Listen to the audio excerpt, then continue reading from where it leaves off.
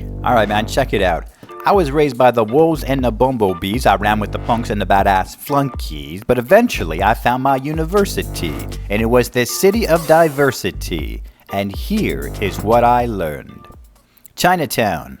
Chinatown, it spoke to me in its ancient tongue of the 6th century, and she reminded me that yin and yang dance in harmony. And the night Confucius spoke about the respect for autonomy, about beneficence, non-maleficence. My ears were open then. He spoke about filial piety, humaneness, and the science of ritual. He said, my boy, success ain't a one-trick pony, it's habitual. And though prayer is divine, ethics, my boy, is the greatest spiritual ritual. Be kind every chance you get, because love don't pay once, it's residual.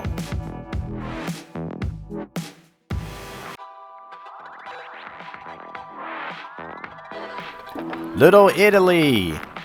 I went to Little Italy, and man, how she spoke to me. She spoke of holy water and the rosary, of the Holy Ghost and the liturgy.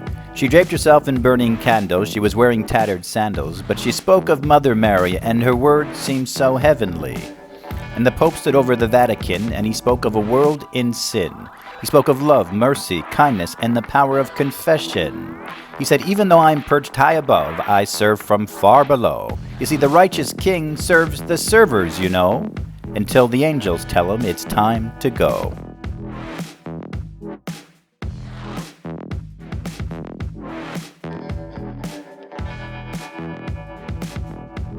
Little India. And Little India, she spoke to me about the Hindus, the Sikhs, and the Buddha. And the Buddha, man, he spoke to me. He spoke of sensual indulgence and self-mortification. He had lots to say. He spoke of suffering and compassion. He pointed me to the middle way. Oh, the Buddha sat under the Bodhi tree, and he contemplated life and its mystery. He said the only thing permanent is impermanence. Everything is fleeting, you see. He said, don't kill at will, don't think ill, don't steal, and avoid sexual immorality. He said, get beyond your mind, and then you will find a place of truth at the root of all existence. He said, enlightenment is at hand, my boy, just be persistent.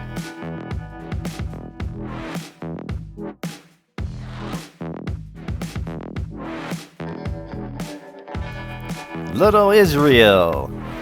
And Little Israel, she spoke to me about Abraham and Sarah and their family, about a voice in the heavens and a part in the sea, about a man in the garden who ate from a tree. She said there is a God, but he lives beyond this galaxy. He's got a face like you and me, but your eyes can't see. She spoke about a town called Jerusalem, about David and Goliath and Daniel in the lion's den. She spoke about Moses and a wooden staff. She spoke about Sarah's first child, and man, she laughed.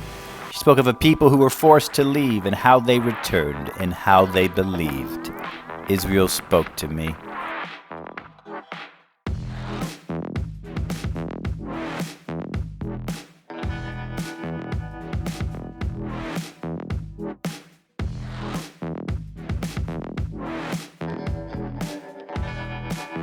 Little Persia.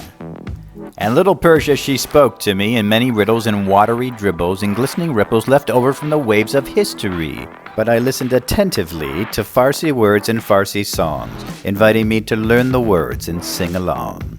She spoke of a holy prophet in search of the entrance to heaven, and how he ascended in the air with no stairs. He looked up and just kept walking. She spoke of Mecca and a special rock on Moriah with a noticeably deep hole that leads its people to the well of souls in a million stories never told. She spoke of Sunni and Shia and tribal wars, of shattered glass and broken doors, and the hope that Allah would heal their sores and retire their swords and draw them a little closer to the Almighty Lord. So here's the thing, man. We all got a story to tell about a world that fell. No need to do a power sell. Just spin your yarn. And you know what? It's all good if nobody gets harmed. But we're at a point in time where it's not fine to think that having your own beliefs is some kind of crime. Because that's some prehistoric junk. Actually, I take that back. Even the cavemen had more respect for the bottom line, which is that we are all human and therefore divine. Because no matter what you believe, my friend, we all stem from the same vine. We all drink the same wine.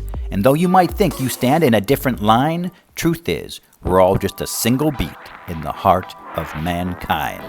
So be tolerant with an open mind and cherish diversity, My God, it's time.